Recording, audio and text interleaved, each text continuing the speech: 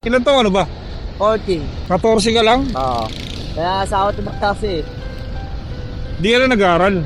Wala na yan. Sayang naman. Kailangan ko nang buhayin yung ano eh.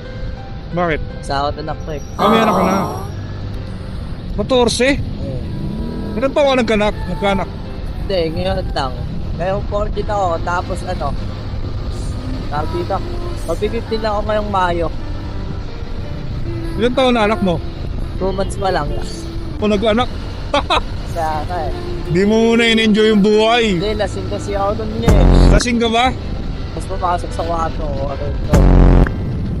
Pero jowa mo yan. Eh, siguro kung nanay ko nag-alaga sa akin niya, hindi siguro ako magkakaanak. Pero, Bagay, hindi naman natin masisi yun kasi naghanap mo ng kalinga ng magulang. Pero nandyan na yan eh. tumula bata kasi ako, ay lola ko nag-aalaga sa akin eh. Rebelde ka, narinig. Oo. Naranasan ko na lahat sa kalsada eh. Baka ayun nga magpabago ng buhay ko yung anak ko eh. Hindi yan, siyempre kailangan mo magbago kasi may pamilya ka na eh. Ano yung kasama mo yung anak mo? Ha? Kasama mo anak mo? Hindi nga yun nga mahirap din eh. Bakit? Ano, pinalayas ako nung nawalan ako ng trabaho. Siyempre, wala na napapala sa akin. Pero Bro. nag-aabot-abot pa rin ako. Ba't ka pinalayas?